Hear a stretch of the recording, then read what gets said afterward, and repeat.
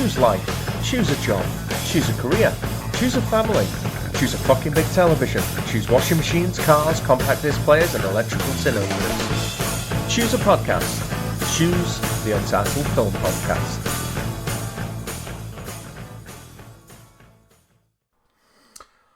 What's going on, guys?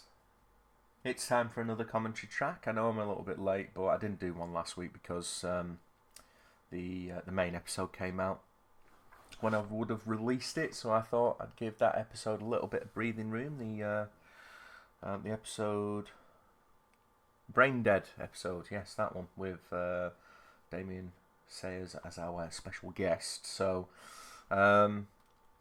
yeah, continuing on with my journey through the MCU, we are up to the fourth film in the franchise, which is 2011's Thor. Now, I was never a massive fan of Thor. Comic book wise, never really intrigued me. I'll be honest, the majority of stuff that I knew about Thor was from the Adventures in Babysitting. Do you remember that? With Elizabeth Shue. I used to love that film, and then I rewatched it a few years back, thinking, let's just have a look and see if it holds up. Yeah, it really doesn't kind of hold up. But yeah, there was kind of like a weird thing going on with that and Thor in that film. Wasn't really Thor, but you know, whatever. So yeah, I was aware of the character of Thor through that when I was growing up, and also, didn't he show up in one of the Incredible Hulk TV shows, or TV movies, I should say, was it? I can't remember. Let's have a look. Incredible Hulk. I should have done this research before starting recording, but never mind. The Incredible Hulk Returns. Yeah, there you go. 1988 made-for-television superhero film based on Marvel Comics, starring Lou Ferrigno and Donald Blake as Thor, and he looked quite a lot like Tyler Mane would look as Sabretooth in X-Men, which is interesting because Tyler Mane was apparently considered for Thor when X-Men was successful, and Thor was first kind of discussed for being brought to the big screen after that. But anyway, enough of that waffle. Get your discs ready, or your copy of the film ready. We're going to start it up and get this watched. So, I'm pressing play. Got the stars coming down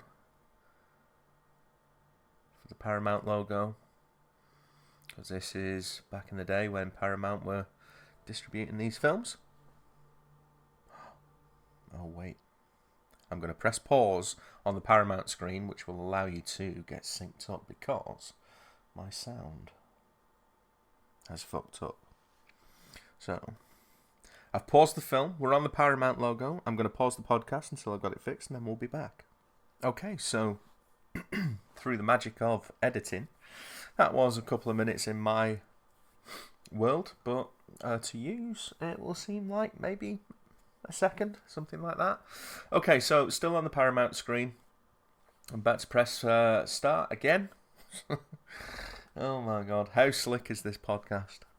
Anyway, fuck it. I'm not cutting it out. So, 3, 2, 1, play.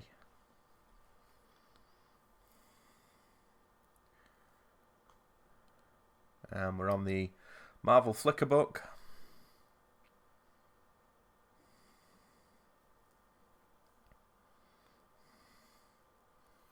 Did anyone prefer the old Marvel Flickr book? Before it went a little bit too... You know what I mean? I feel like that one paid more homage to the source material of the comic books. Puente Antigo, New Mexico.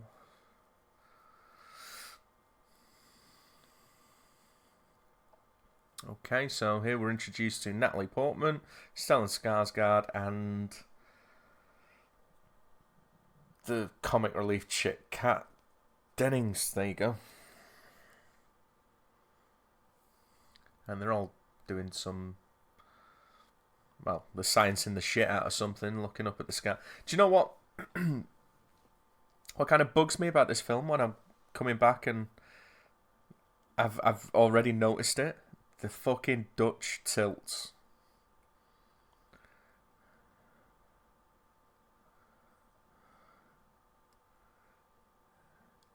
The whole film has these Dutch tilts in it, and I constantly feel like I need to tilt my head to get everything straighten. It's like watching a film on the fucking Titanic as it's sinking.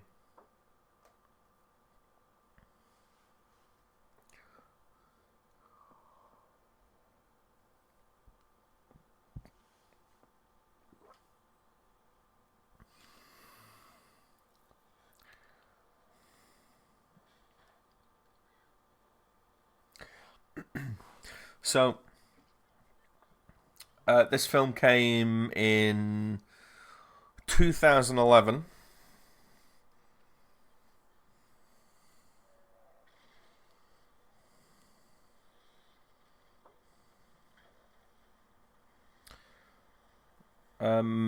After it was teased at the end of Iron Man 2.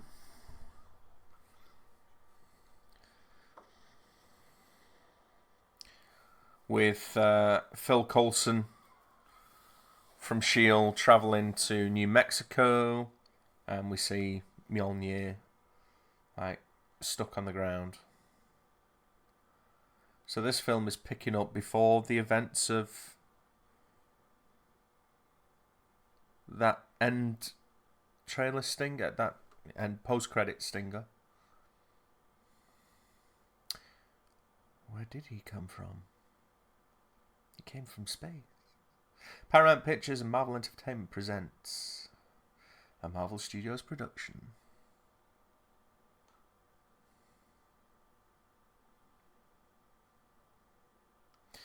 And here we have Anthony Hopkins' silky smooth voice.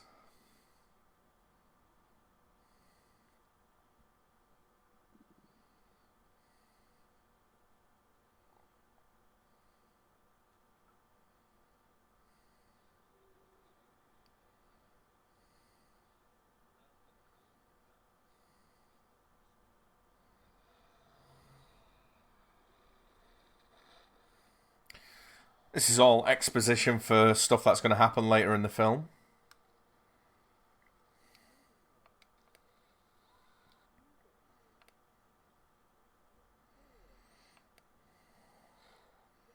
That shot of the woman, getting frozen, it always reminds me of...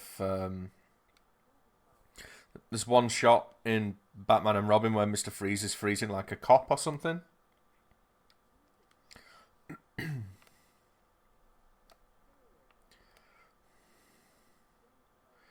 And here we have the first example of someone being youngified with CG in the Marvel Cinematic Universe.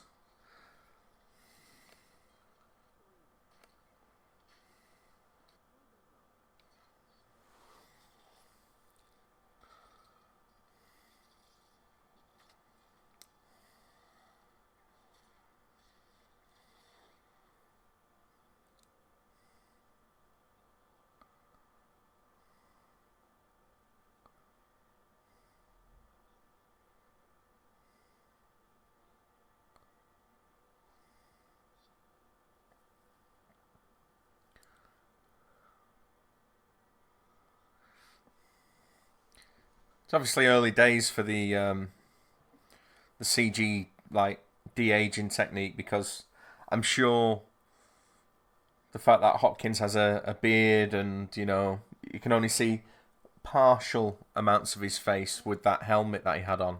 I'm sure that helped them kind of like figure certain things out with the CG.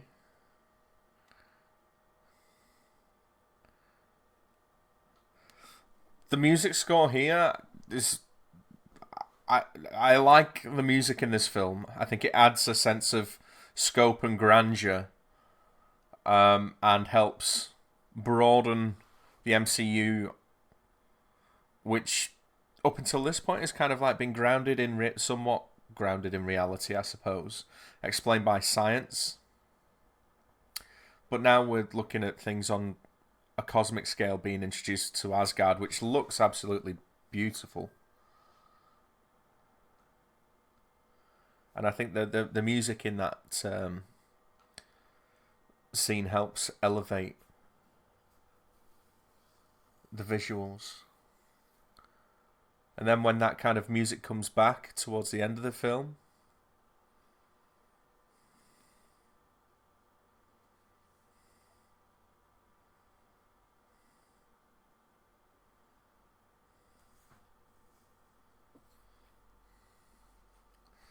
so here we're being introduced to like young Thor and young Loki.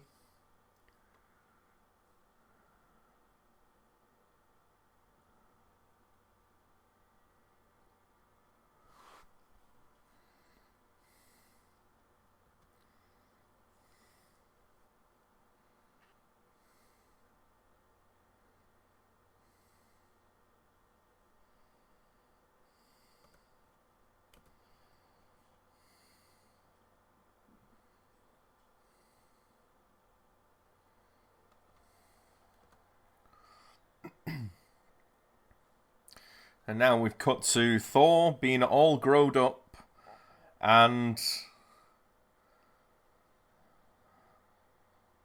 oh, Lady Sif.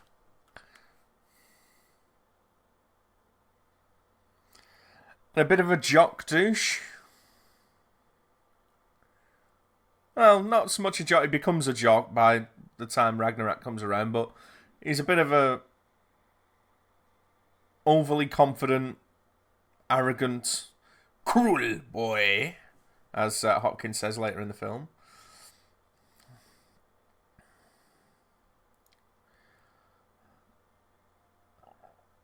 And he dyes his eyebrows blonde.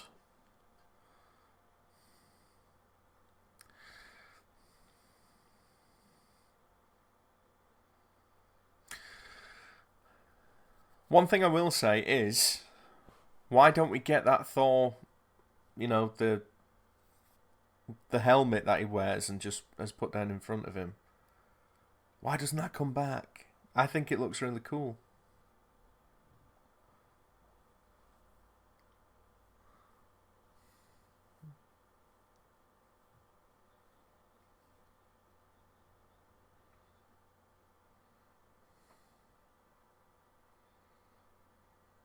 It's strange how different Hemsworth looks with blonde eyebrows. I believe it's a regret of Kevin Feige's up until this point.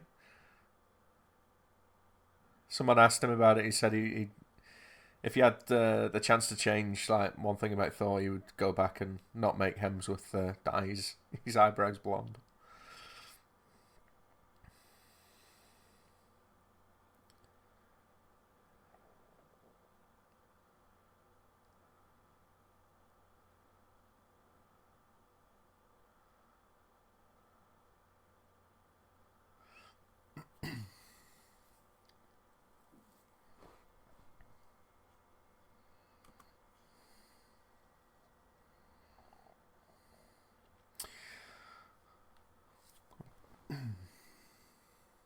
Just looking here who did the music for the film. It was a guy called Patrick Doyle, who has worked with Kenneth Branagh before on Henry V and Mary Shelley's Frankenstein, Love's Labour's Lost,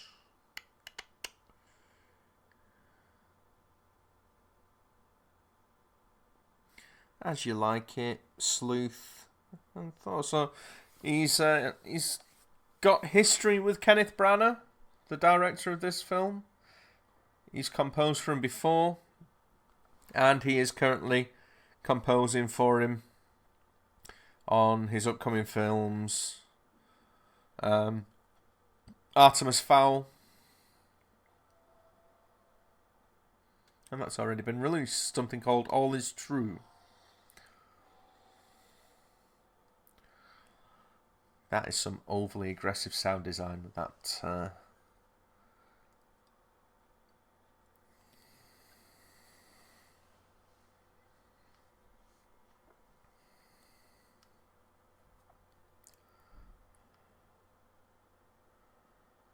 Not enough beard to face ratio for this Thor for me.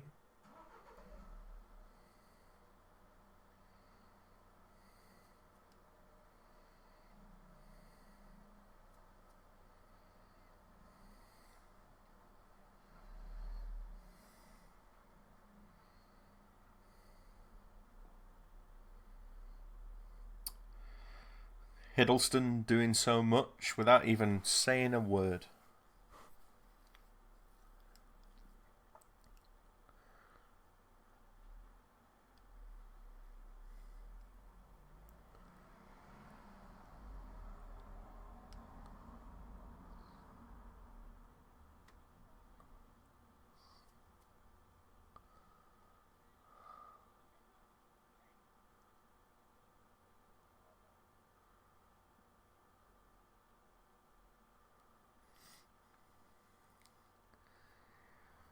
So we're finding out that Thor is hot-headed and is not thinking in a kingly manner.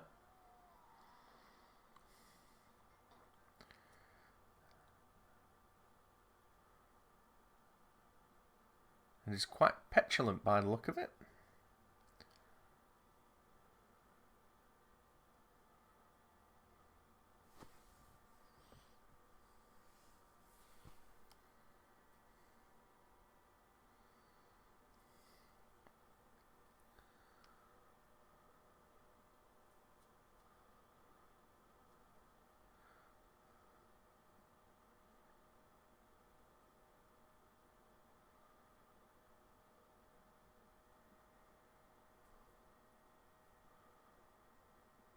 How good does Jamie Alexander look in her Asgardian get-up?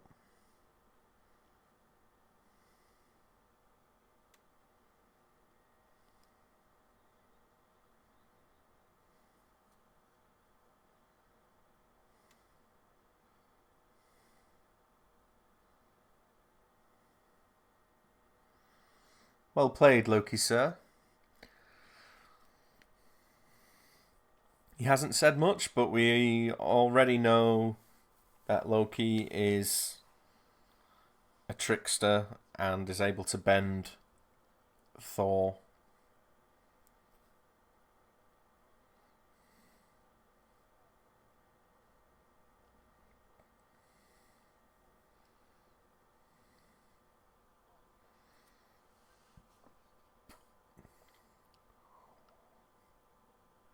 Ray Stevenson, who you might recognise as playing the Punisher in Punisher Warzone. Oh my god, she is stunning. Wow.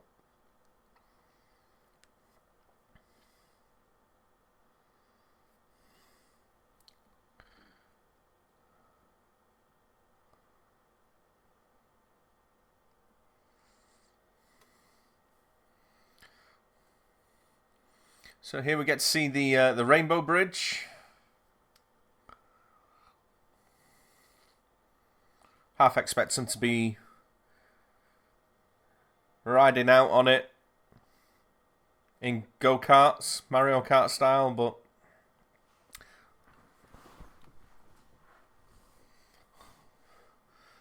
that is a franchise crossover too far, I think.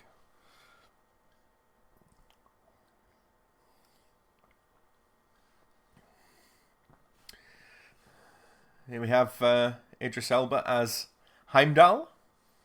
Badass he is. Somewhat underutilised, if you don't mind me saying, across the 4 films.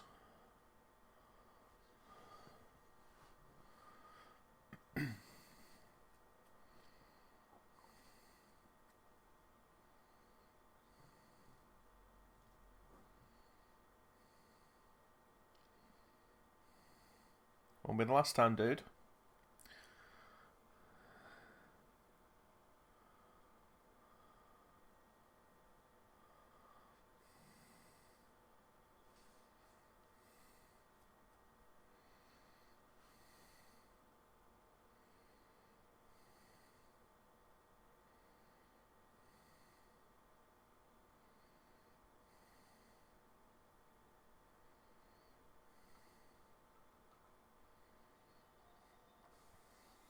Anyone else get an Event Horizon vibe off this set design for this room?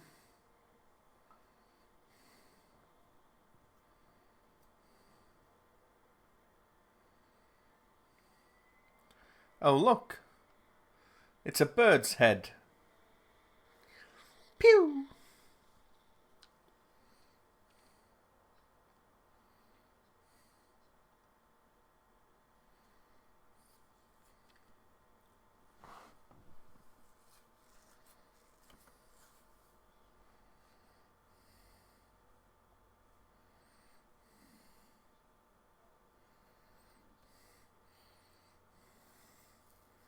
Pay attention to that, folks. It will come back later in the film.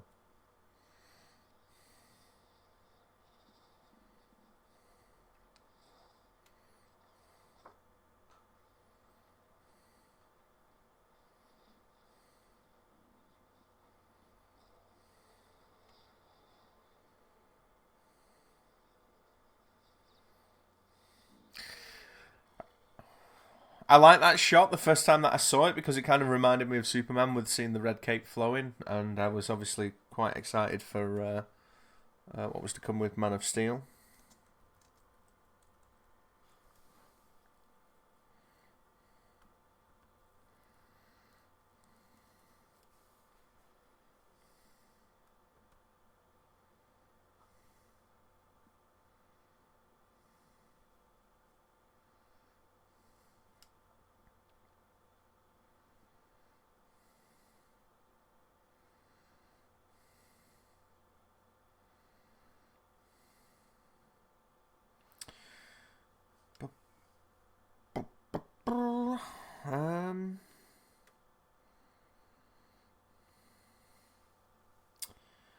So,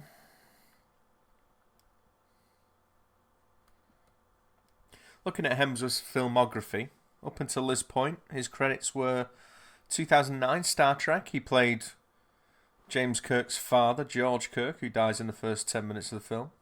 A Perfect Getaway, which is a bit of a throwaway thriller, which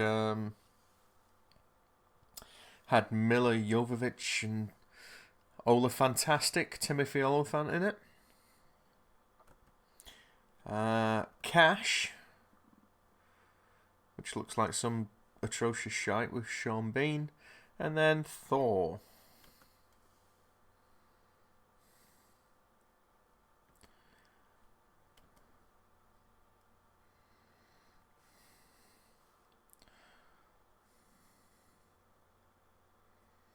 But I believe he shot Cabin in the Woods before this, but that was shelved for a period of time.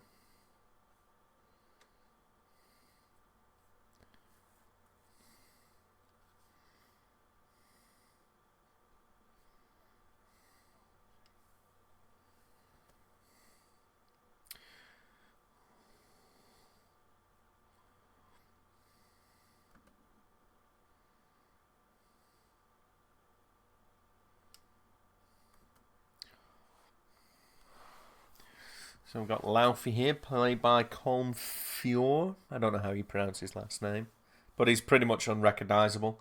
If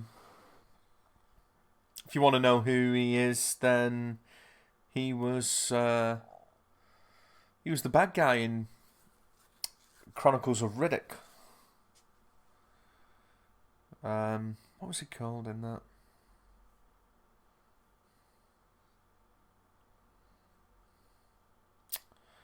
fuck.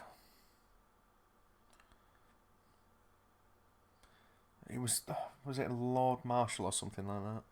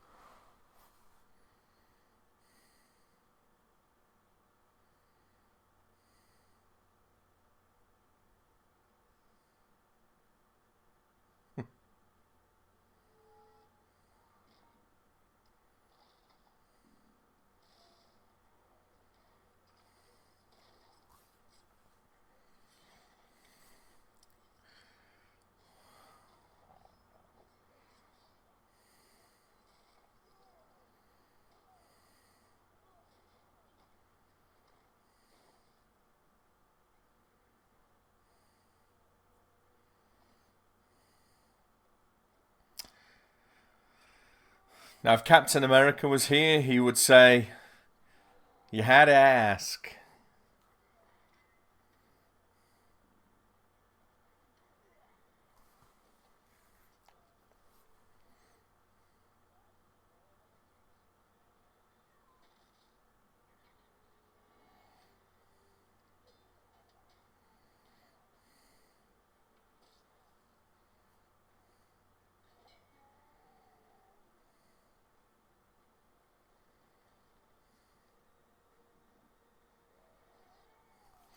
So, essentially what this scene is doing is just kind of like showing you what formidable warriors these guys are, and specifically it is setting up the powers of Mjolnir so you're aware of what it can do, and Loki's phasing, and they're not holograms, but his ability to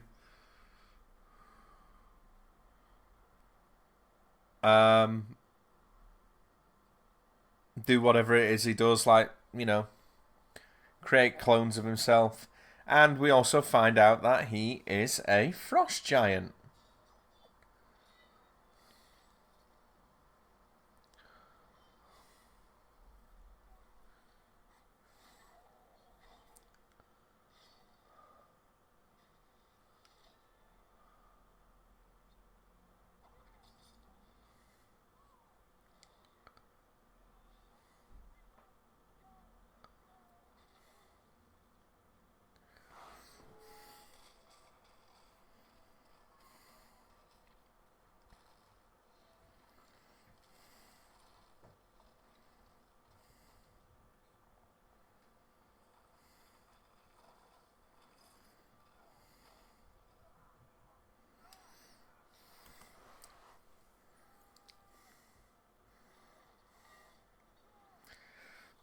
Fandral was that badly injured in this fight here that he was subsequently recast and became Shazam in the next film.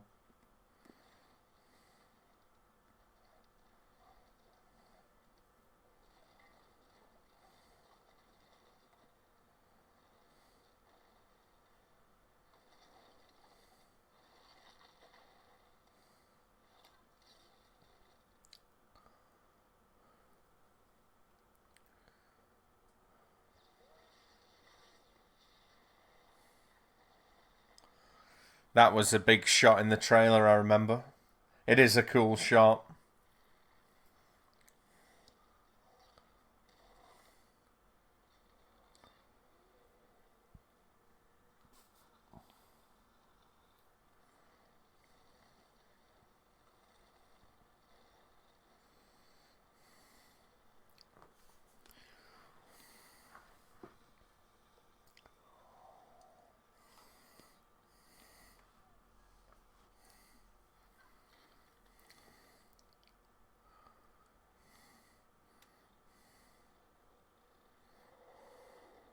Where was that thing up until this point?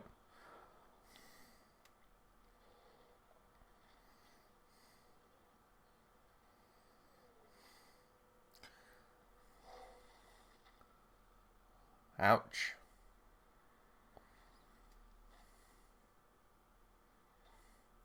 That's why you should never swallow, folks. When someone puts a hammer at the back of your throat, don't swallow. Whoa.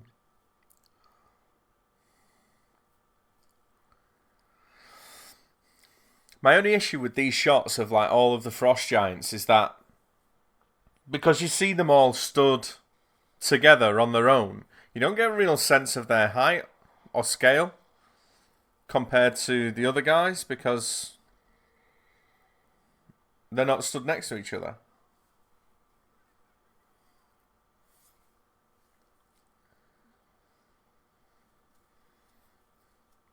Here you get to see how big they are compared to the Asgardians.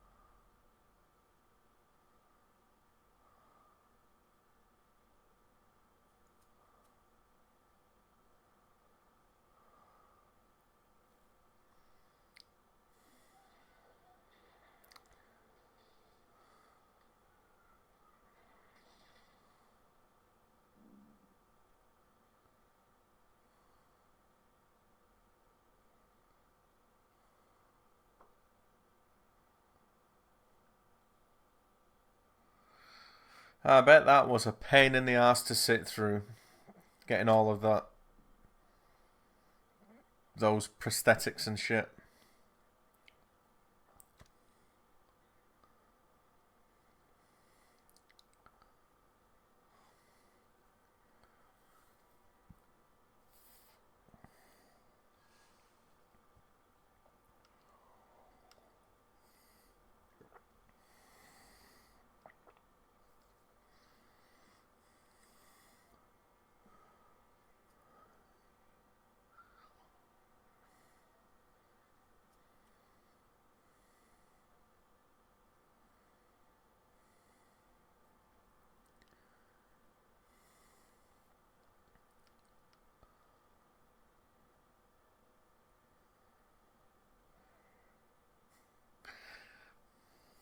Word has it that was improvised and Hiddleston was actually quite taken aback.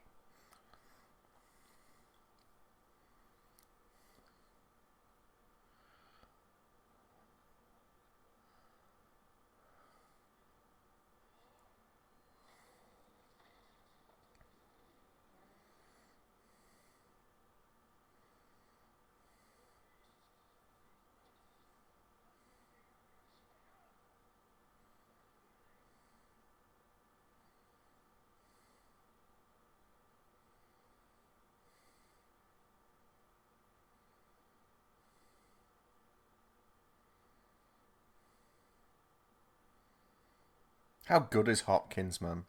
I mean, it doesn't need saying, but to take this kind of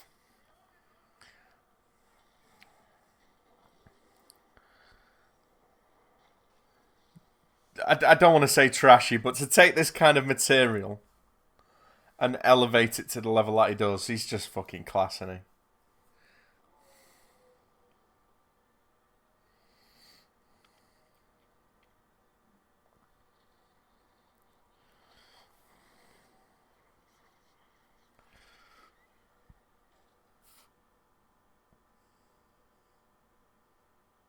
Okay, here we go. Back to the start of the film.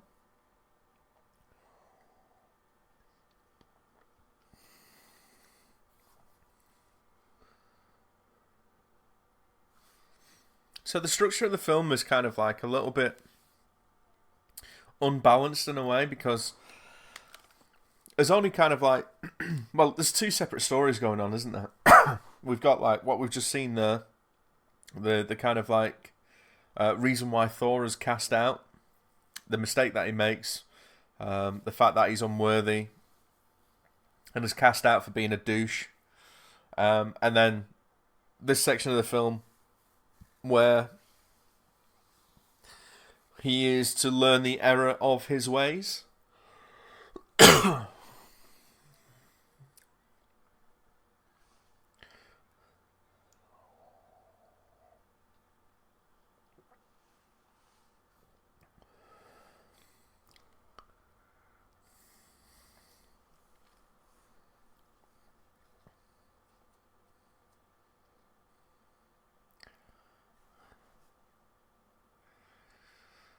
She's really fucking annoying.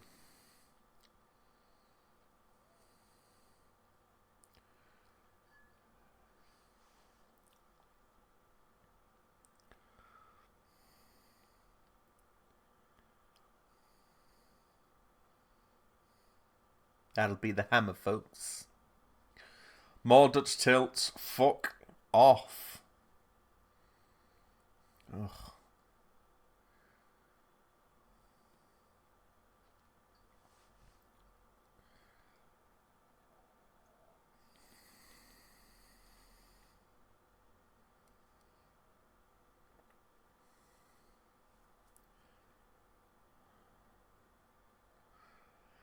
And more Dutch tilts.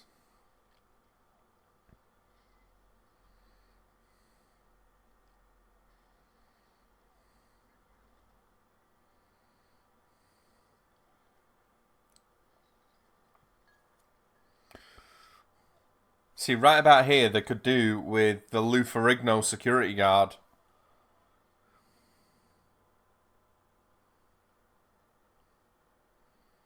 He would have given him a run for his money.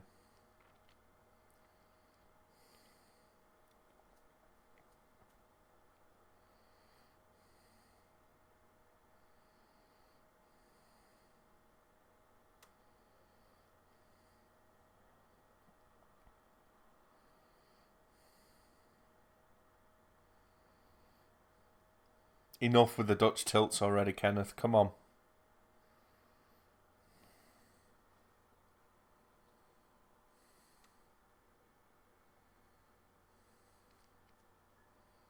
I don't even understand his reasoning, but behind doing it. It doesn't add anything to the film. It makes me dizzy. See, look at that. Why? Was the gimbal broken? There we go.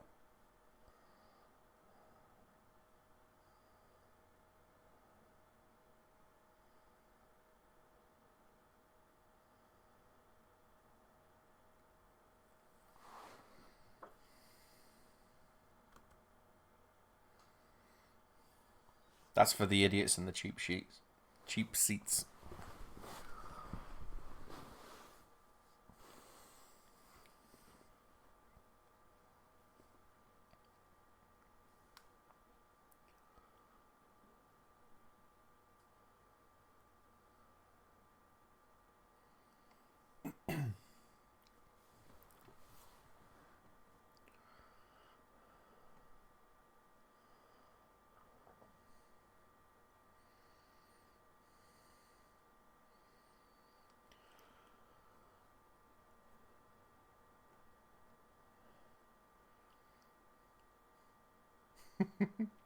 I don't know why, but I've just... in an alternate reality, that creepy janitor dude from Kill Bill would come in and start licking his face and...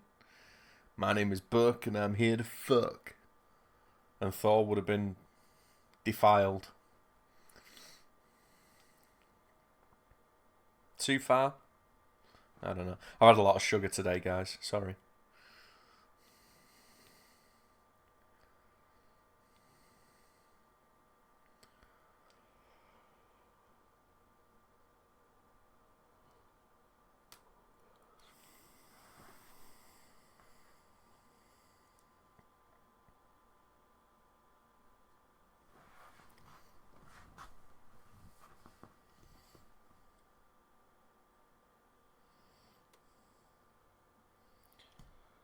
Boom.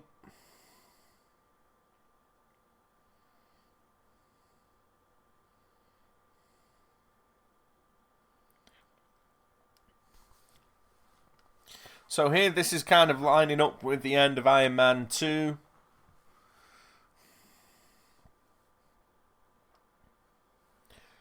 All these people who are not worthy.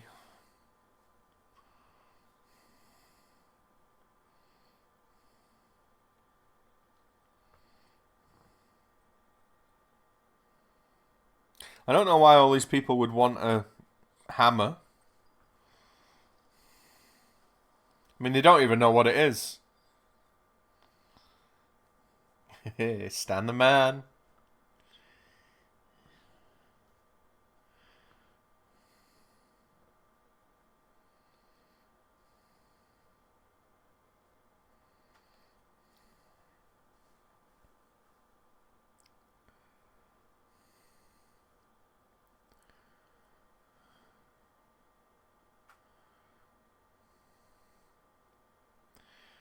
And there's the gratuitous shot that made women in every cinema screen watching this film swoon. And maybe get a little bit moist. But mainly swoon.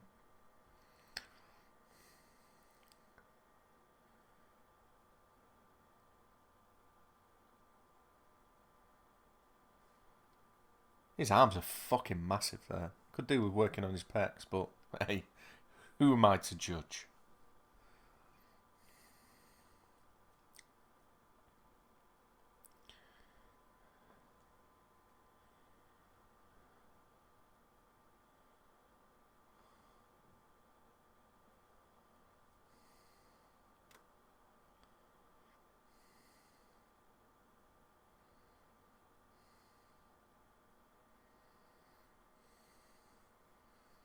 Okay, that shot looks a little bit episode 1.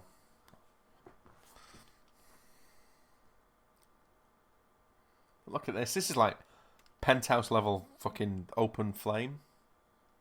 Fire pit.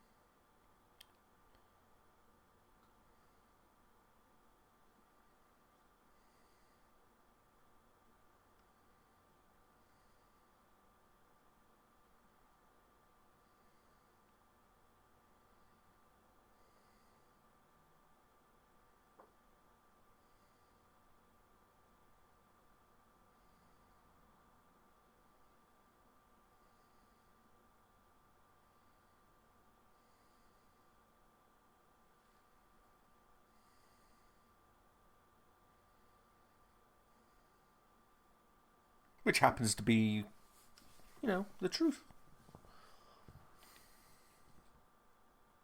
If this is supposed to be so secure, why can people just seemingly walk in and out without any issue whatsoever?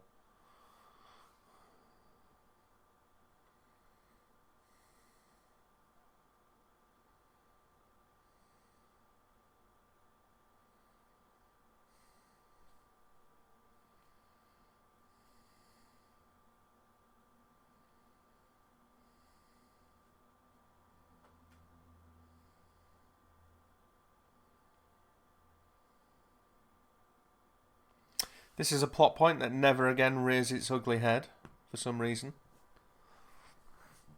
They don't really expand upon him being a frost giant.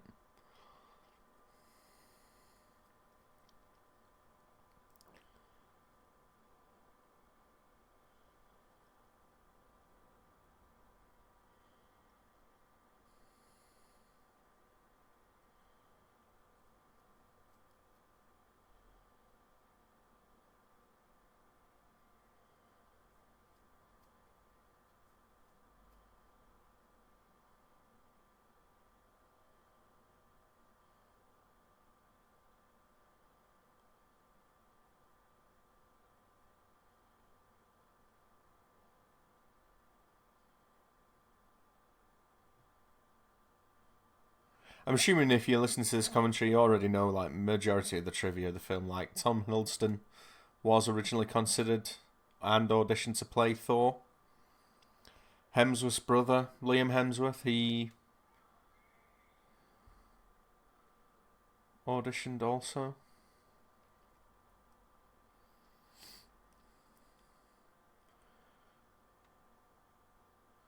This is just one of those kind of like happy accidents because Hiddleston obviously crushes it as Loki.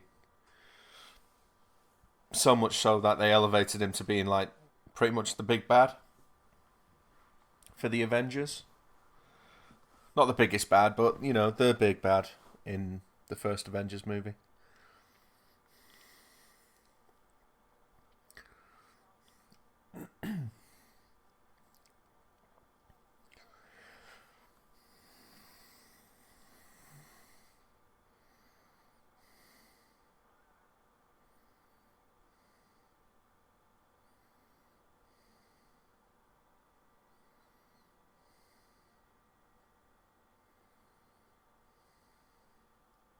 It's kind of weird because at this point, I would normally be interrupted on one of these commentaries, or indeed any of the podcasts I do, by the pooch, but Wolfie is not here this evening. He is keeping my grandmother company, in case any of you were wondering.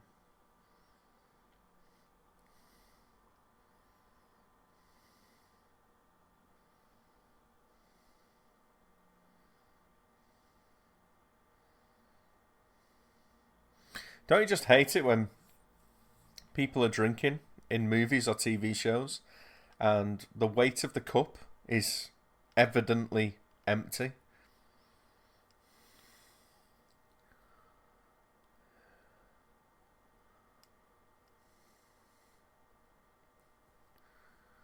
Thor no smashy.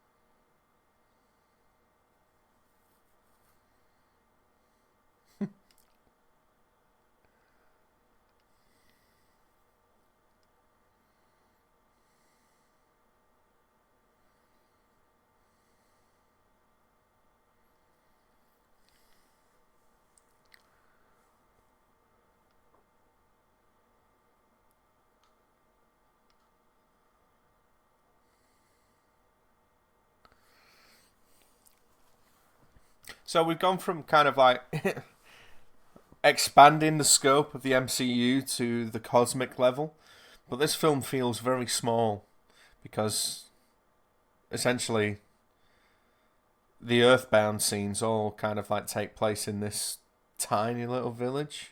It's not even a village really, it's just a couple of roads that just lead evidently out of there.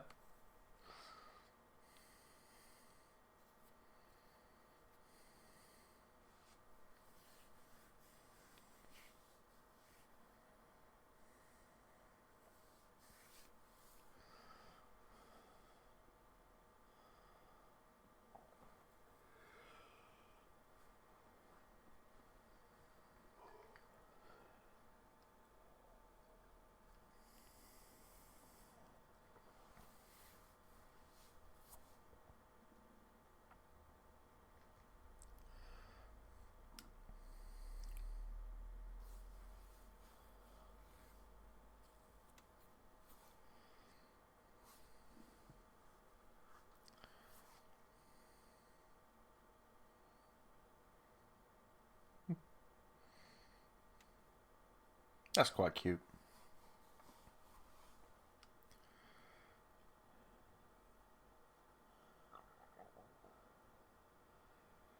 I wish Kat Dennings would just fuck off.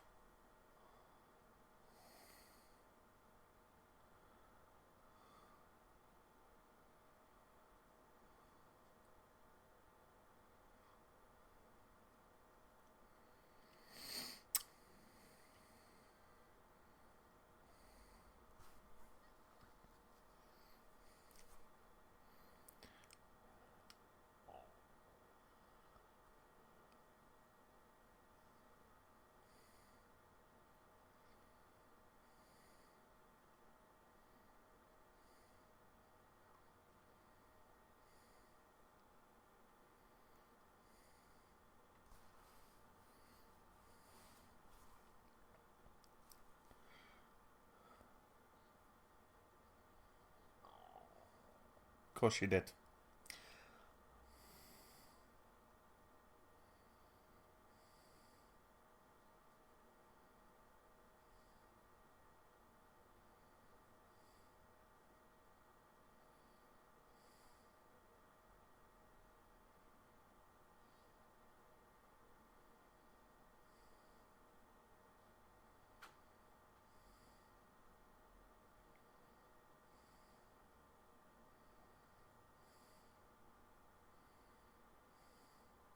Oh my god, the Dutch tilts are doing my fucking head in. I used to think, like, when I was like, because, like I said at the end of the last podcast, my initial thoughts were fuck Thor.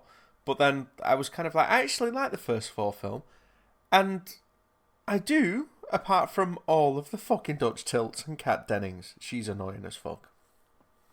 But apart from that, I quite like this film. But there's just too many Dutch tilts, man. I feel dizzy already.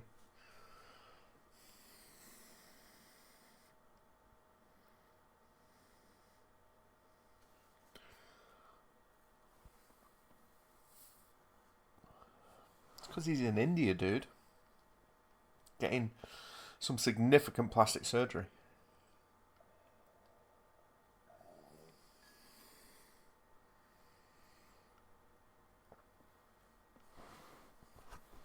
How did they get up there?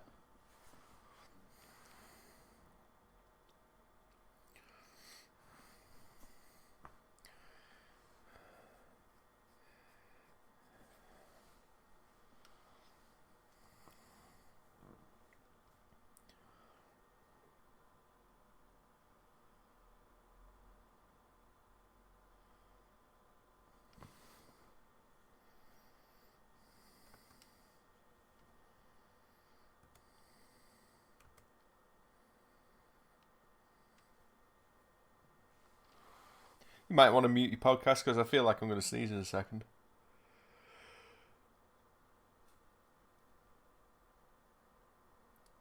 No, got rid of it. Oh, wow.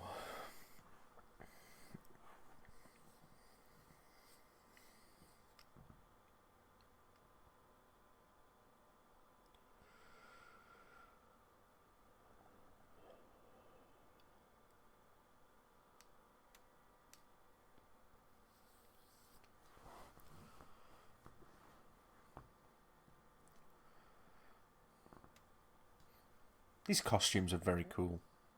They could easily look stupid, but I mean, they do look cool.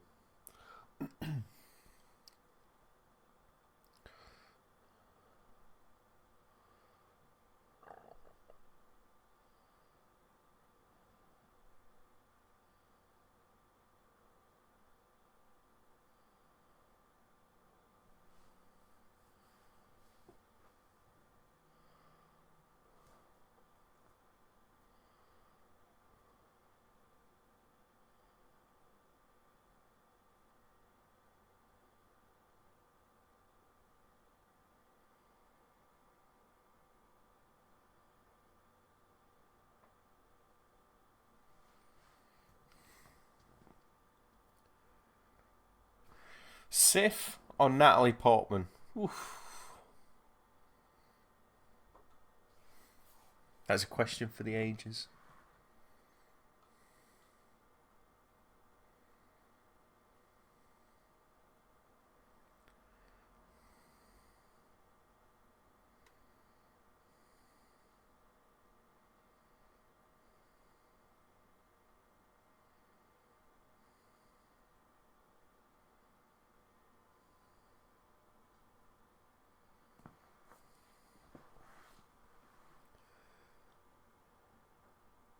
Hasn't got very far, has he? He's supposed to be walking 50 miles.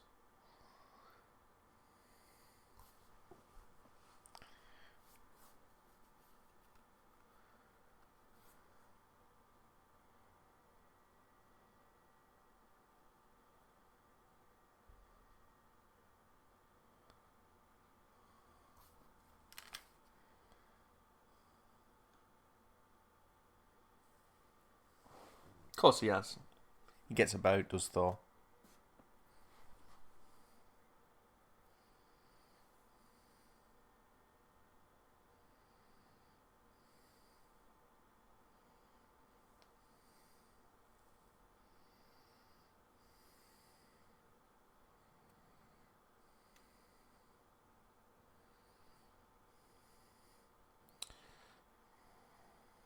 Strange you normally pay for, mate.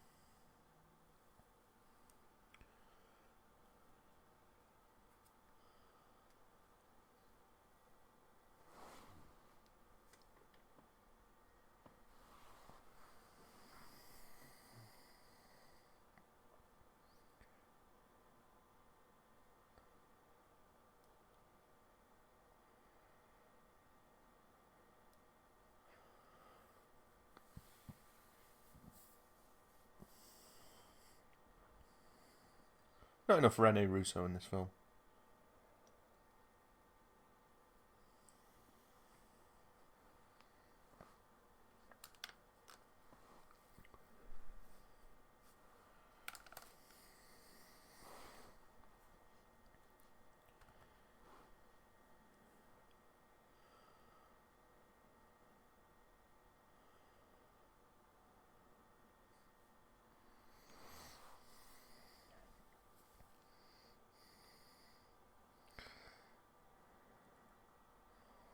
He got this built pretty quick, didn't he?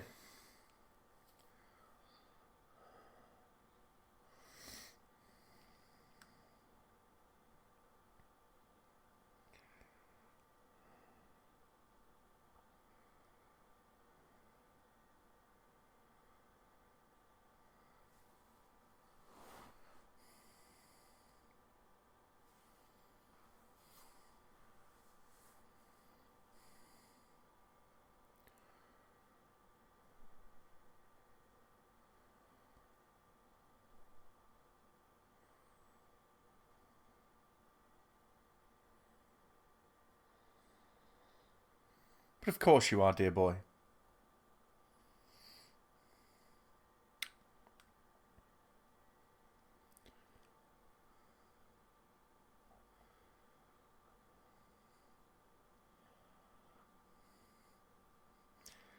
Okay, I completely forgot that this guy was in Thor, but it obviously puts a different spin on it, knowing that he is Hydra.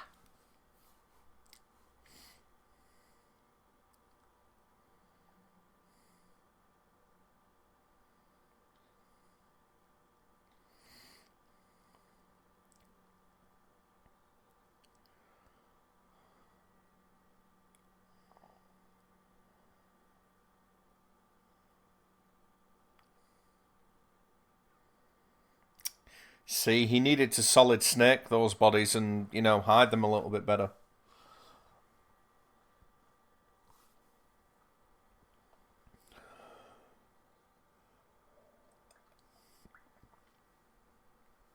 Here, Thor is doing his best David Dunn impression.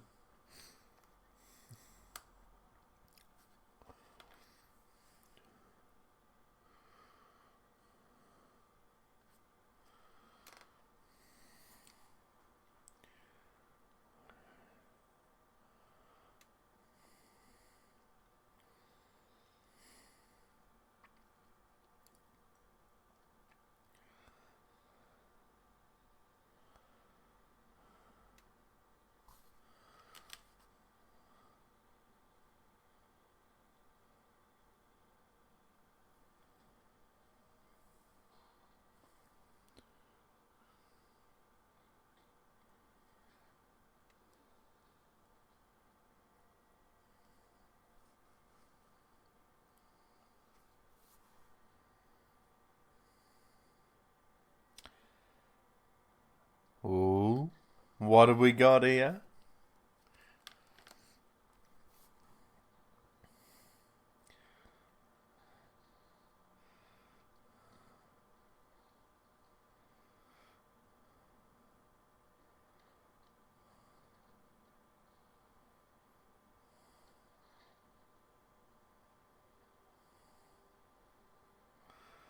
It's a little bit of throwaway, but the introduction to Clint Barton, aka Hawkeye, is pretty cool.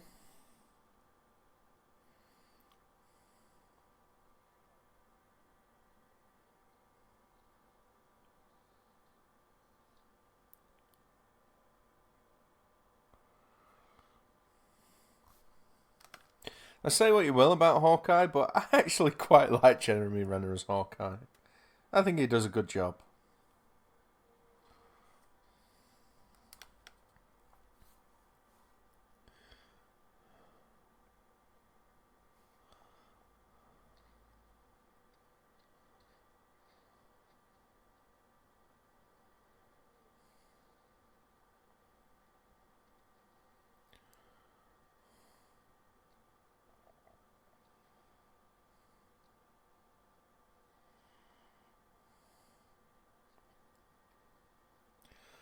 Again, this scene is just for the ladies. You got two burly guys, mud wrestling, essentially.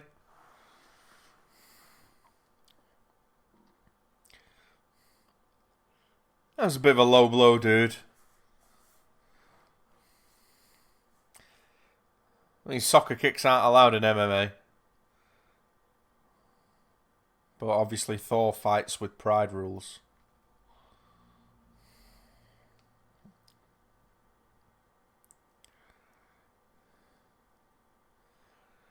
So there you got the just the hint of the Asgardian theme coming back through the music there.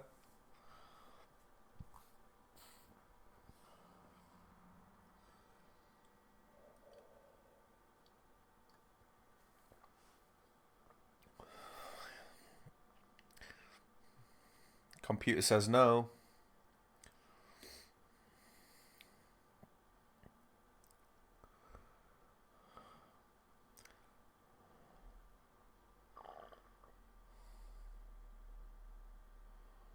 The size of his fucking arms there.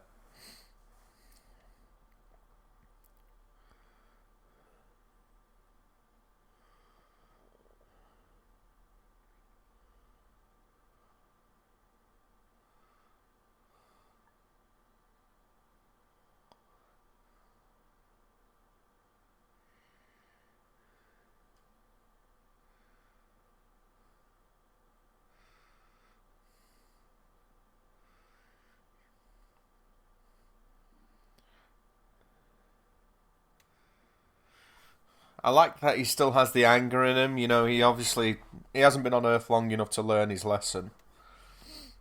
So when he realizes that the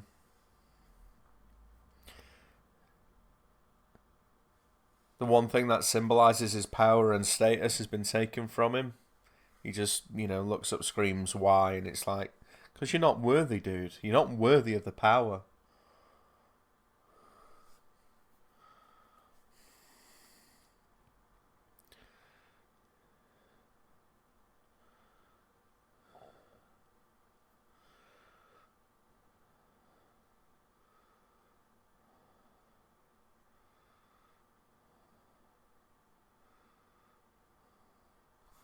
And just like the mournful strings.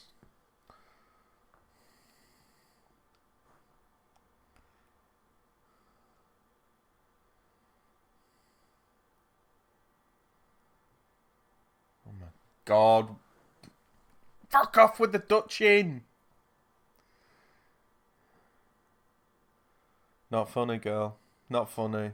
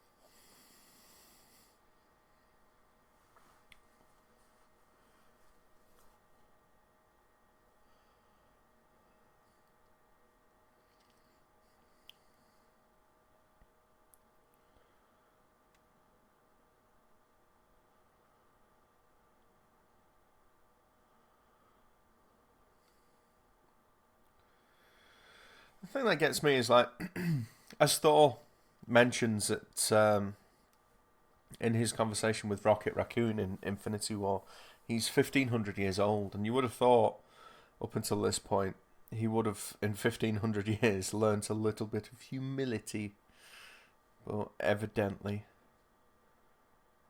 Thor is a slow learner.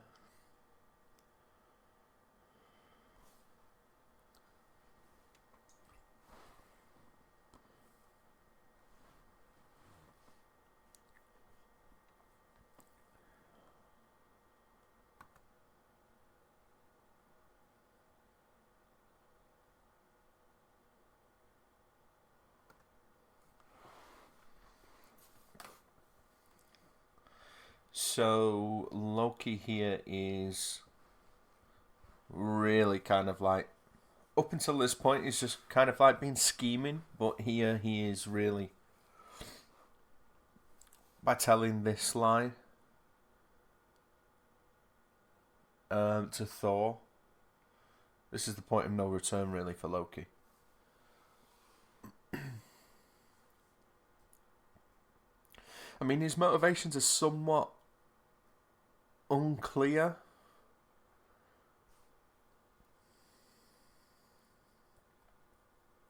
I mean, he's bad just because, you know, for bad's sake kind of thing. And him finding out that he's a frost giant.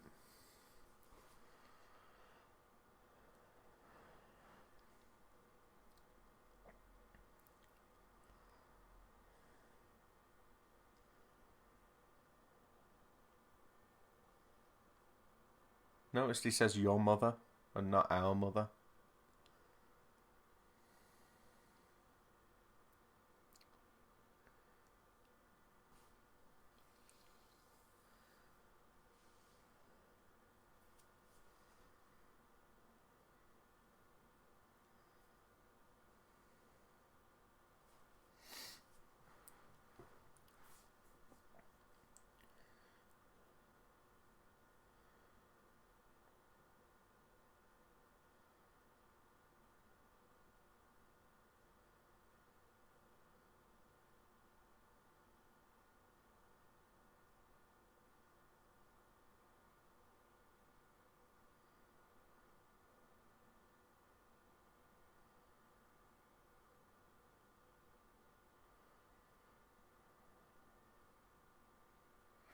I think it would have made more sense if we saw Loki plotting and scheming a little bit more. Yeah, you're definitely not worthy, mate.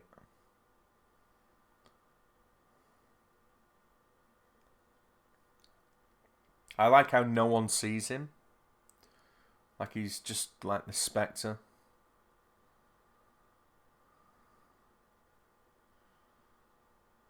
Because that's like the most guarded thing in that building or that facility. And just have someone come up and tug at it without noticing.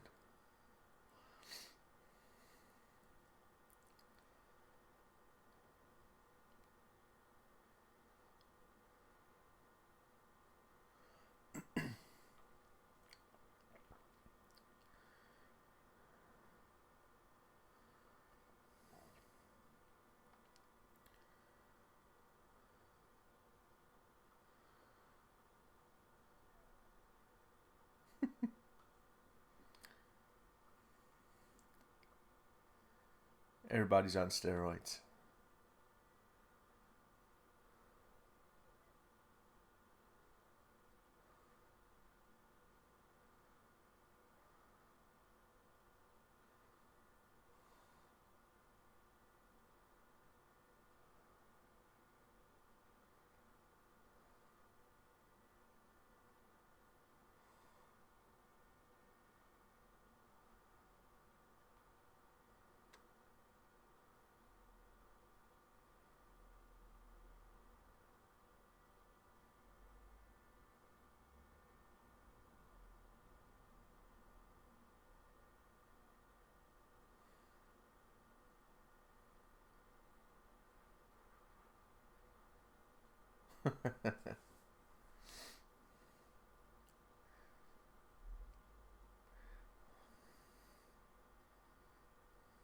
Pay attention to the song playing here, because it will come back at the end credits.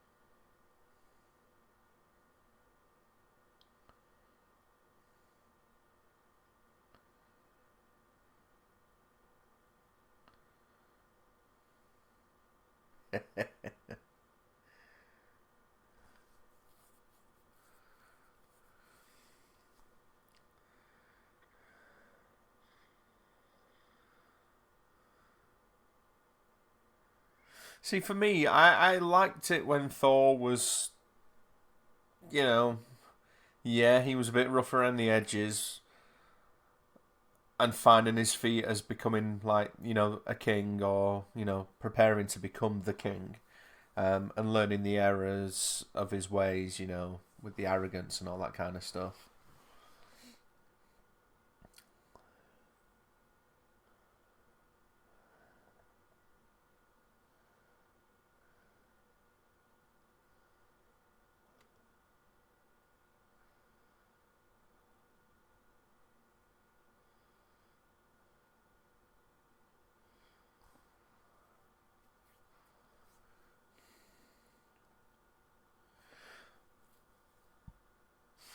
I read that Laufey was supposed to find out, or Loki was supposed to admit here to Laufey that Laufey was his father.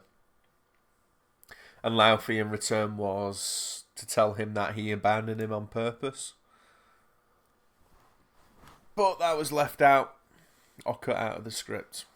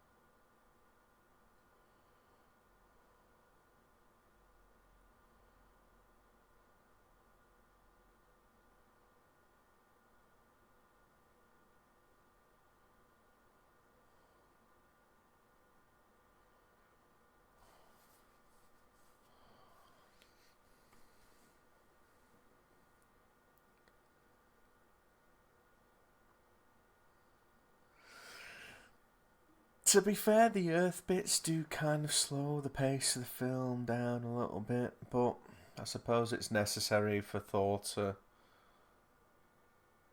have his exile and learn the qualities that he needs to learn to become worthy again. I love. I love that little grin that he gives. That's so fucking real. He's just like.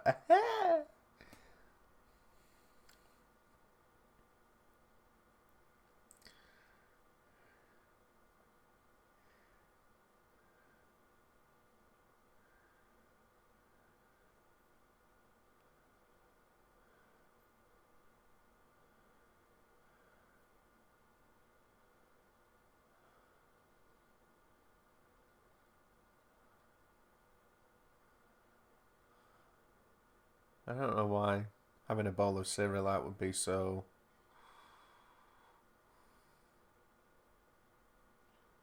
embarrassing.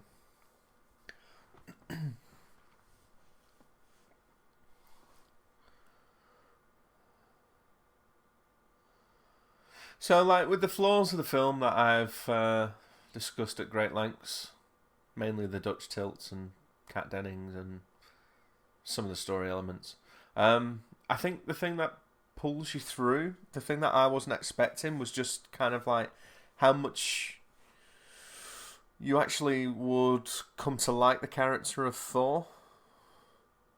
And that is like 100% down to Hemsworth, I think. He absolutely knocks it out of the park. He's even though his character makes some unwise decisions, shall we say, and is arrogant and tempestuous and everything else that goes along with that,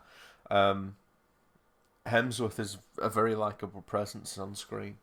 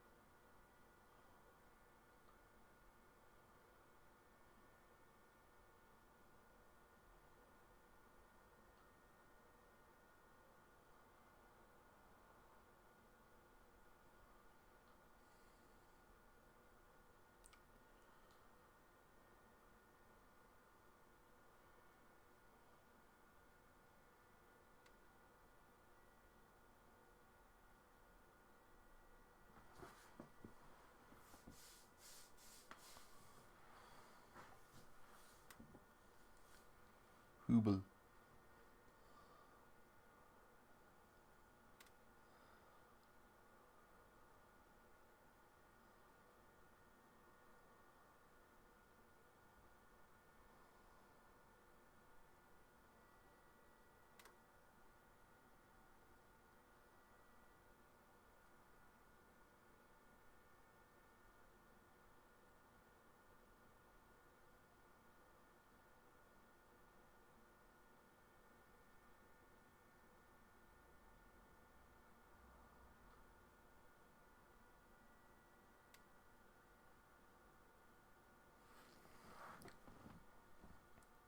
It's interesting rewatching these films because it does take me back to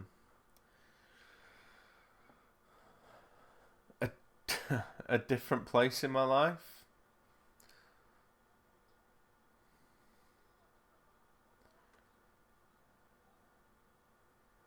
It was a very different time in my life.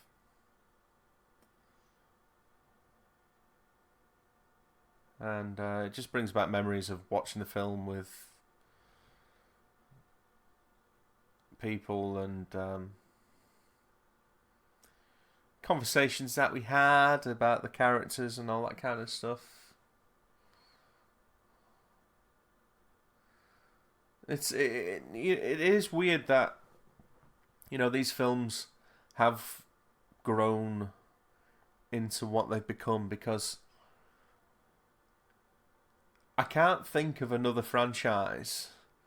In fact, there isn't another franchise that's done what these films have done. And, to have 20 odd films come out in the space of literally just the space of 10, 12 years is unheard of. I mean, yeah, you got the Bond films, but those films span a much kind of like greater length of time. They started in the 60s and you know are still going. But the thing with the Marvel films is that these are a constant,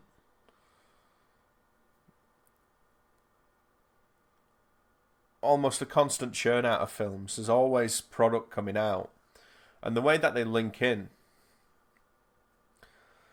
you and your friends go and watch them because you want to know what's happening next, and because of that, you spending time with friends or family, whoever you're going watching these films with, and having these conversations, and you know,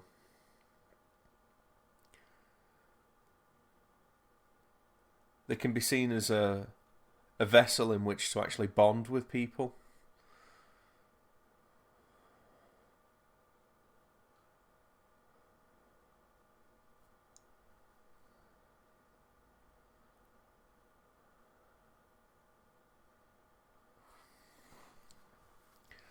Oh my god, these Dutch tilts, man.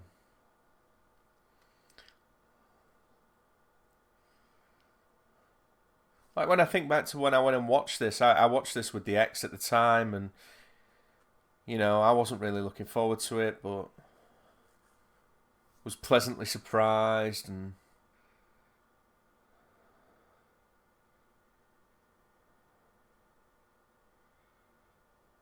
it just seems like a simpler time.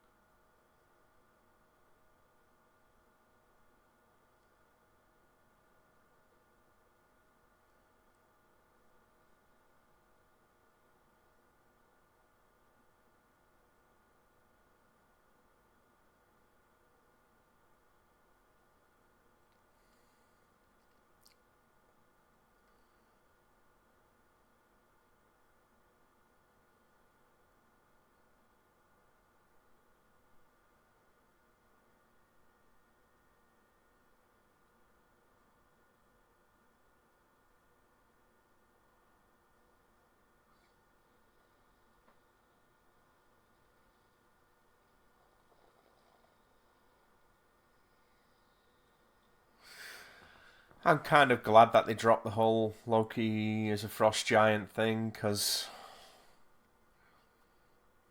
it's kind of superfluous.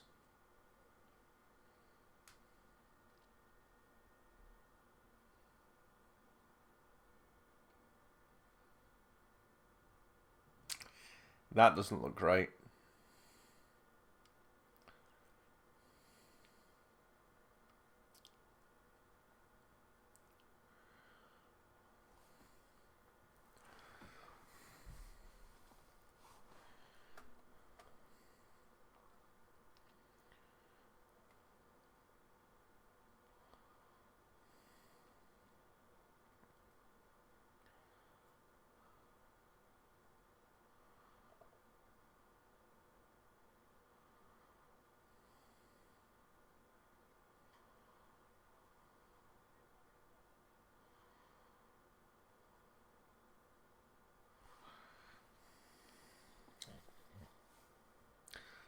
It's like Gort from The Day the Earth Stood Still.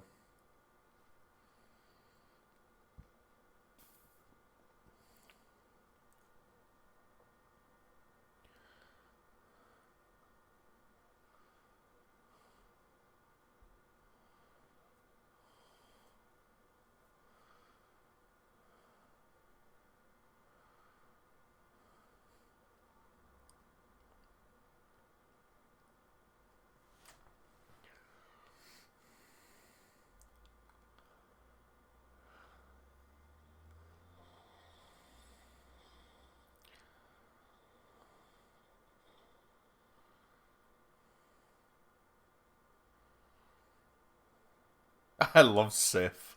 She's awesome. And the fact that she's hot is not a bad thing either. Oopsie daisy.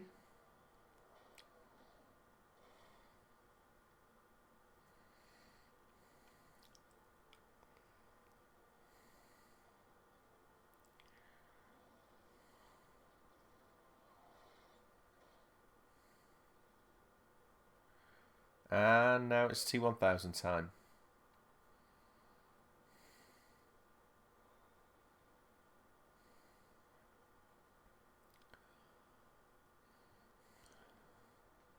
That is cool.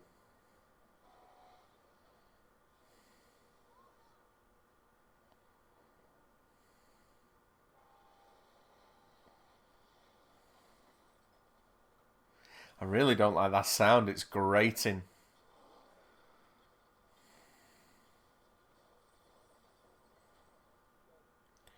I'll tell you what other sound I don't like. When I went and watched Spider-Man at the Cineworld, like when they have the Cineworld logo up just before the film starts, it has like this whoosh sound, but it's really kind of harsh and abrasive. This kind of reminds me of it.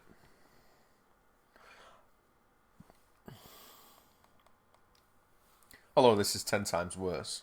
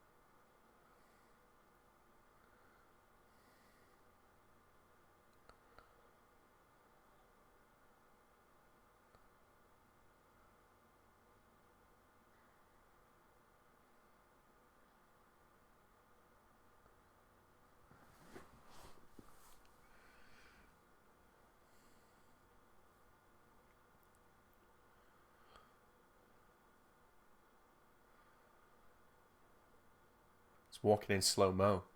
That's what he's doing.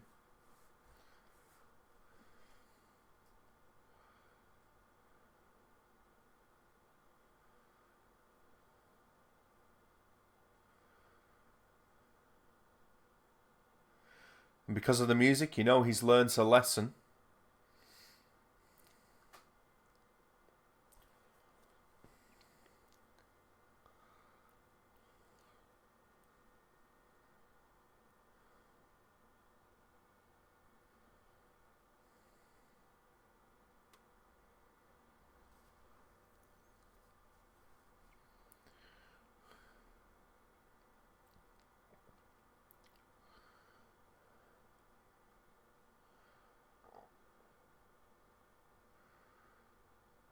Self-sacrifice makes him worthy.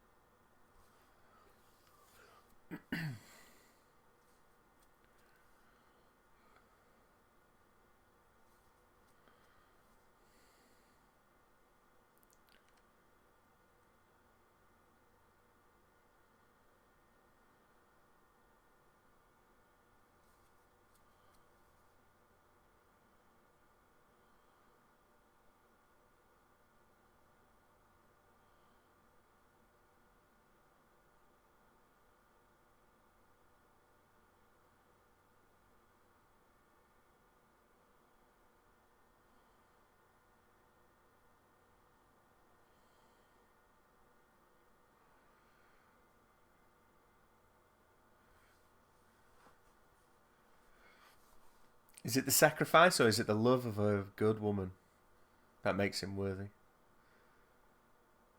I'm going to say it's the self-sacrifice.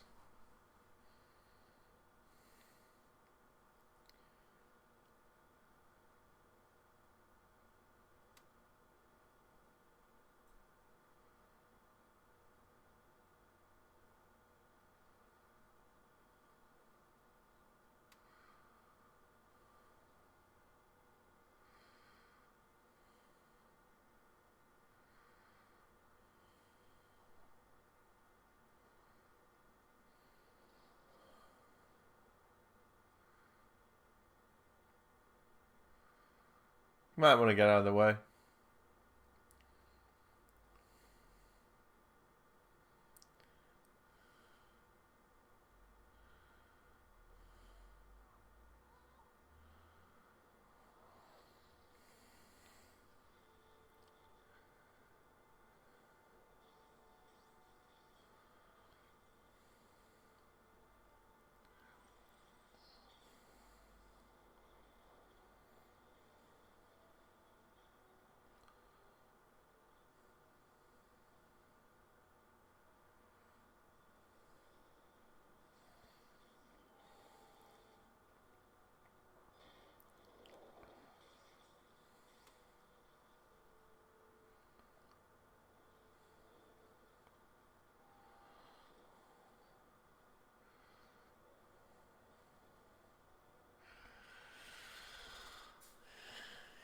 Yeah. Okay. So rewatching this, the whole Twister tornado effect is not the best.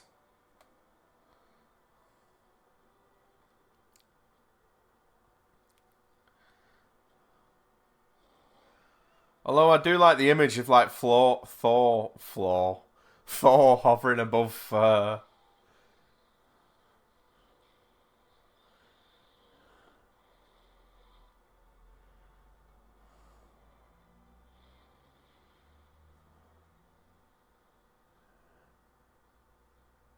I mean, yeah, that's some ropey CG mist right there.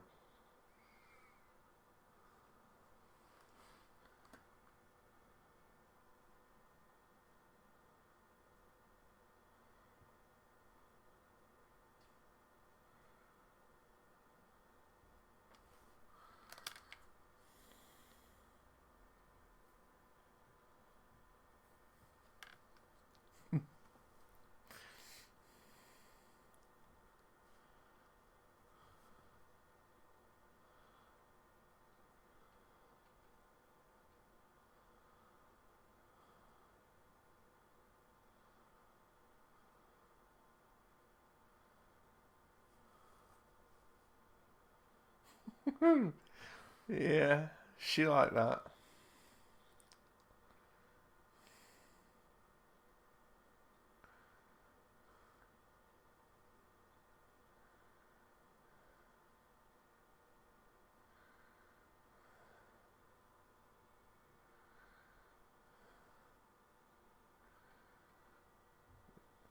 Yeah, those frost giants look ropey as well.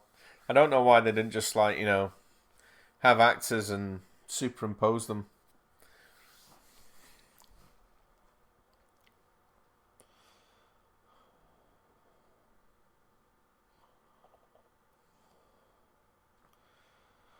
God damn it, just lock the camera off on a fucking even plane, will you?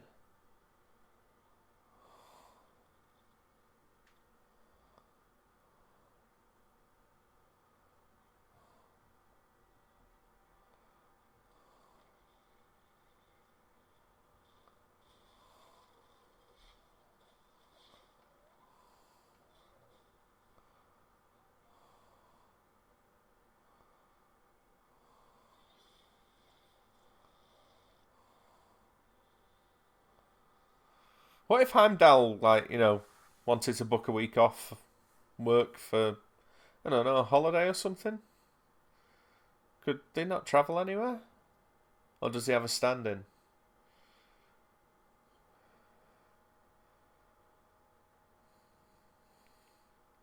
What if he needs a shit?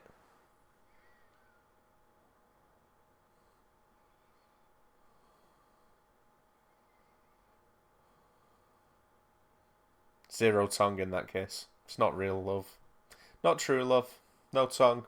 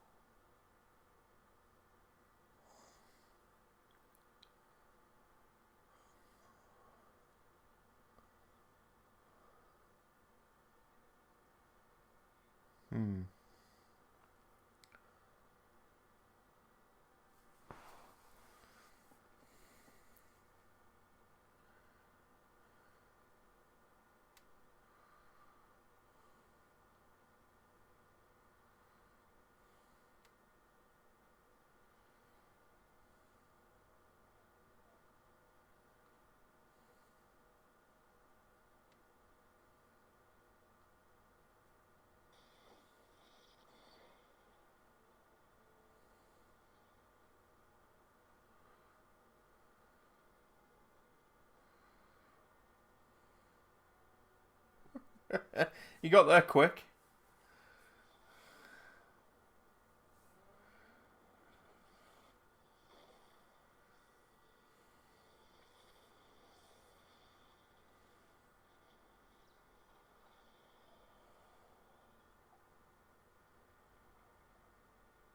Why is he destroying Jotunheim again?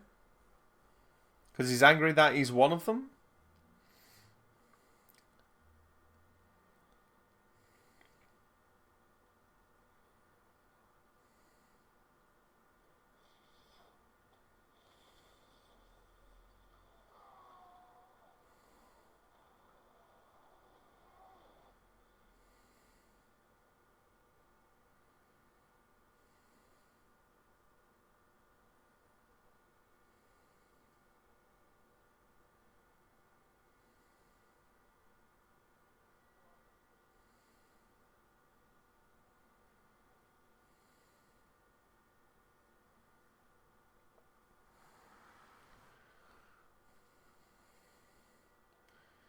He didn't want that. He didn't want any bloodshed.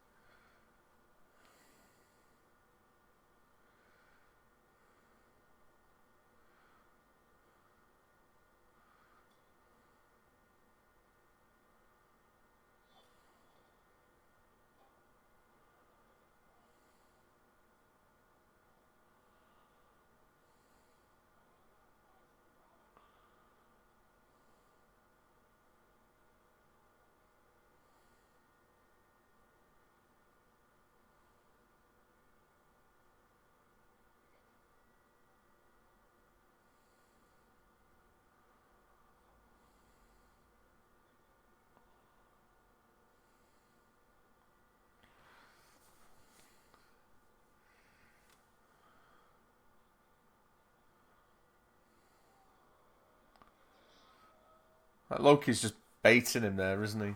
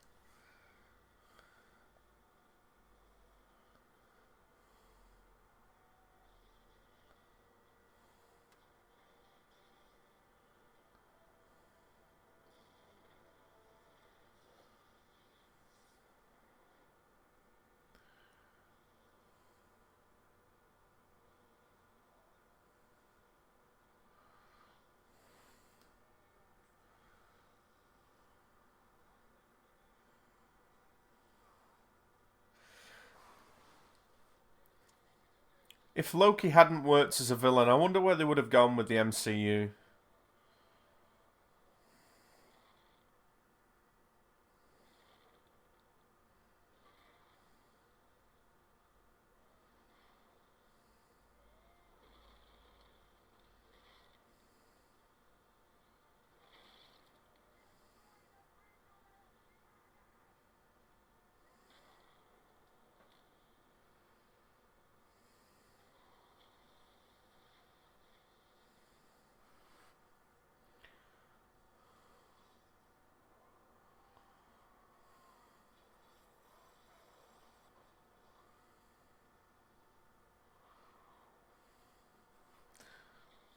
That's a good explosion. I'll give it that. Good explosion.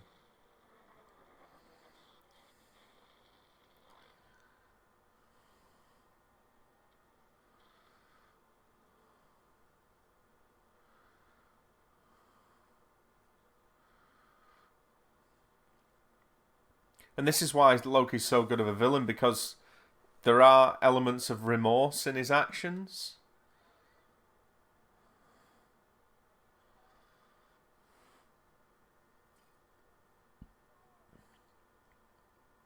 And the best villains are like the tragic villains, aren't they?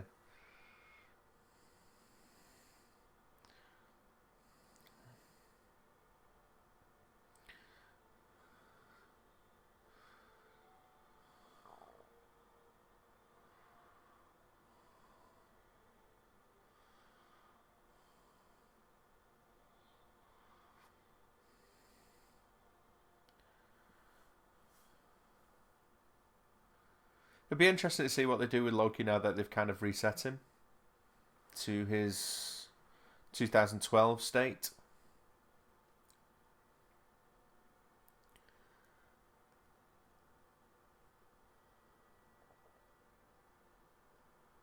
Because all of the events of Dark World and Ragnarok won't have happened. So any character growth that he had from those events have all essentially been wiped out.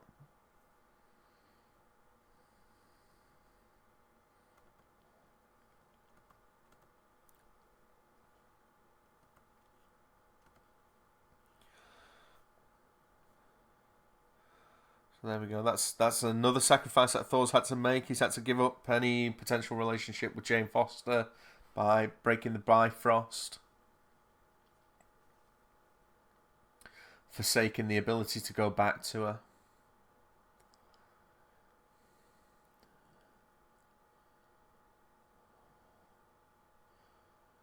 And in a way, that's what makes him, really makes him worthy.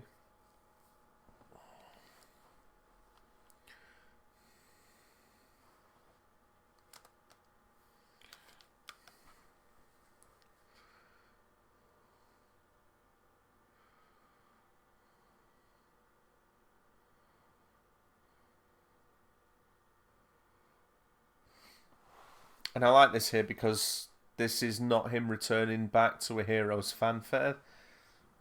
He's letting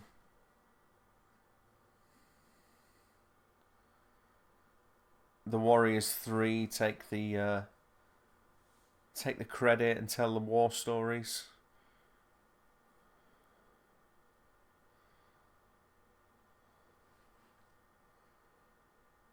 And he just moves through the crowd.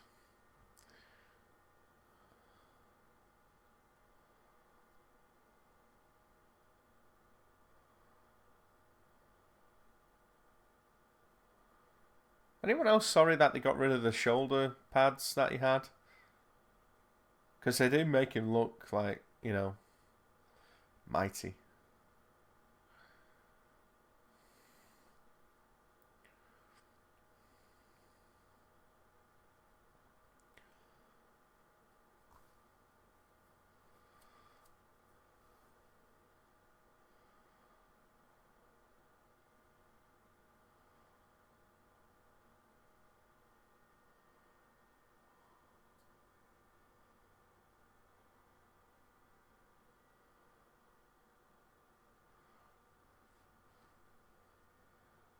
I like watching Hopkins here because there's all kinds of shit going on with that one eye.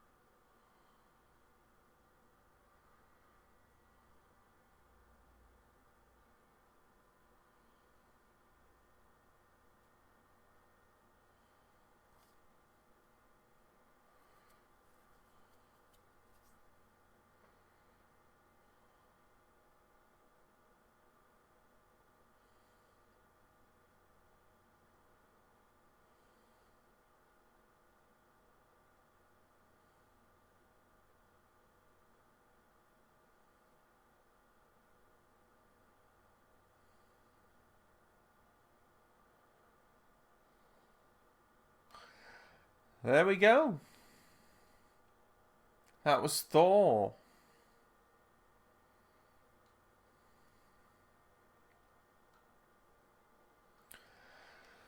So, yeah, I remember enjoying the film after I walked out of it. Despite all indications that I wasn't going to, didn't like the character and all that kind of stuff. But I think it works very well as an introduction to, what could quite easily be a really dumb character to introduce into the, up until this point, quote unquote, realistic world of the MCU. I mean, I know it's not like quite the realistic take that Nolan took on Batman with his Dark Knight trilogy, because that was like, grounded in reality, as grounded in reality as you can get. But yeah, a lot of elements that they had to introduce with this film.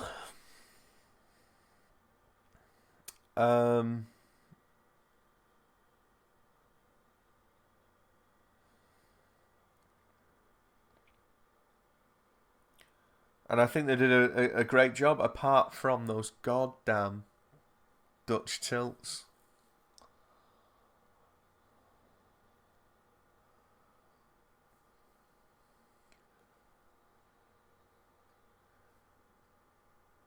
Cue the foos.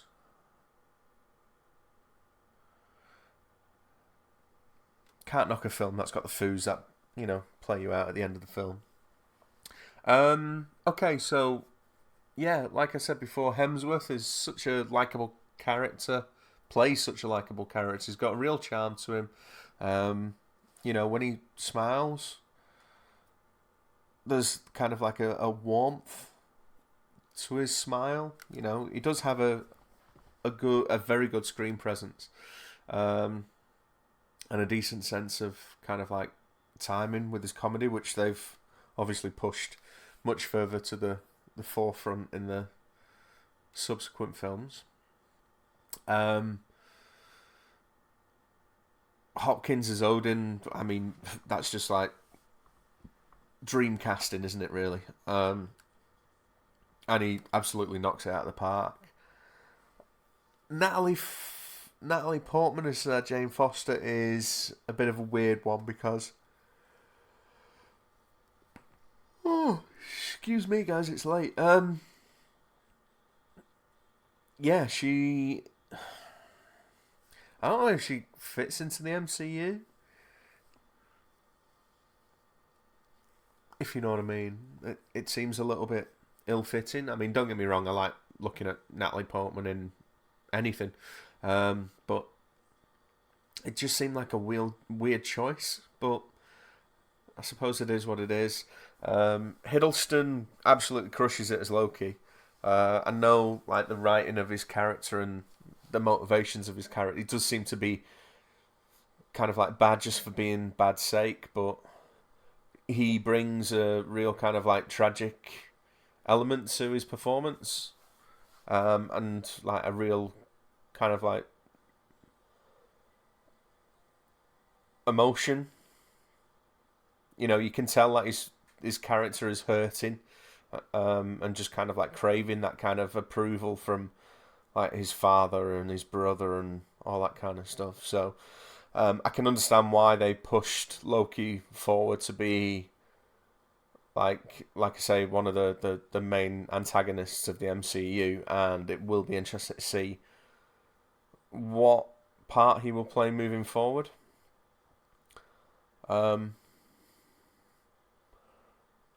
Yeah.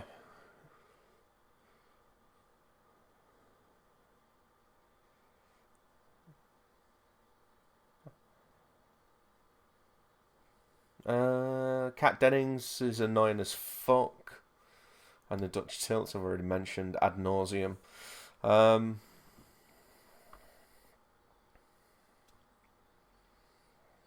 Yeah, it seems a little bit story wise. It seems a little bit unbalanced because obviously we've got all the stuff on Asgard and then down to Earth and then back to Asgard, and you know it's a little bit kind of like unbalanced, but I think they realised that and then tried to course correct with the Dark World, setting most of the Dark World like around Asgard and that other place. Did they go to another planet on that? I think they did, didn't they? The main point is they took it away from Earth because they must have realised like the Earth segments were where it was like weakest. This film. I don't think that worked out too well for them because the Dark World is often cited as being like one of the worst MCU films. But I will get to that in due course. So I'm just trying to think now what is the end stinger on this? I can't remember.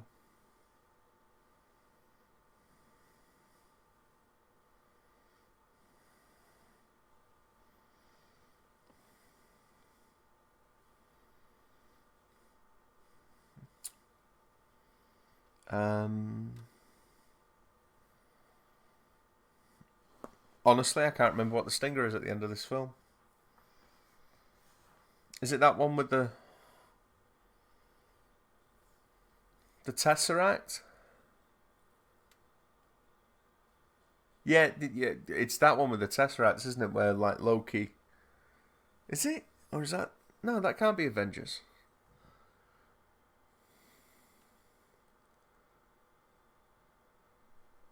Oh, I can't remember. We'll find out in a few seconds.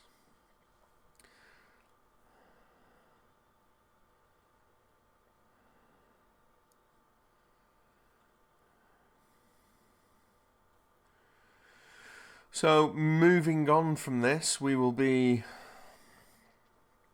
going on to Chapter 4 of Phase... No, this is Chapter 4. Chapter 5 of Phase 1. Which is going to be Captain America, the First Avenger.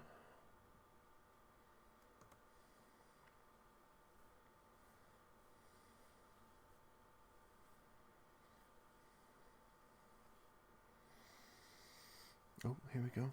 What is it? What is it? Yeah, it is. Okay. All right. Okay. Yeah.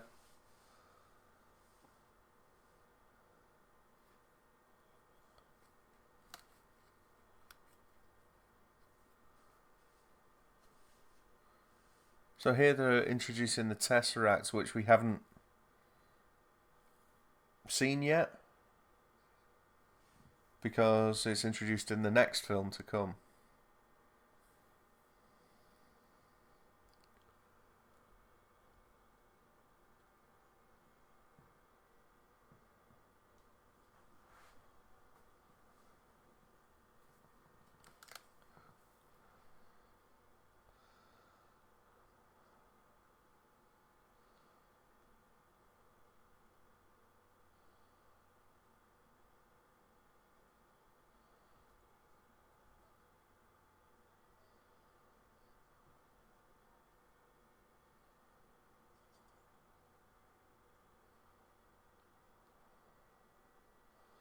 Cosmic Cube, Tesseract.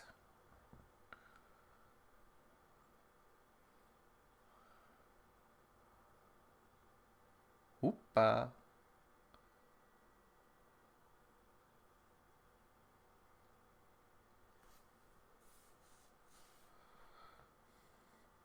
There we go. So that is going to lead into Captain America: The First Avenger. There we find out that Loki has not perished in his fall into the abyss. So yeah. So what did you think? Did the Dutch tilts annoy you as much as they clearly annoyed me, or could you get past them? I know there's a lot of love for Thor Ragnarok, and I would have preferred to have like old school Thor for a little bit longer than what we had him for, but such is life. You can't always get what you want, but if you try sometimes, you get what you need. So that's it, guys. That is Thor. I will be back with my next commentary track, which will be Captain America: The First Avenger. My favourite Avenger. But yeah, that's it. So thank you very much for joining me. I know I was quiet on that for long stretches, but like I say, it's late and I just got watching the film. So shoot me. You probably don't like me waffling all the way through the films anyway, but if that's the case, why are you even listening to a commentary with me anyway? I don't know, I'm rambling. Okay, that's it. Thank you very much for listening, guys. I will catch you on the next one. Bye.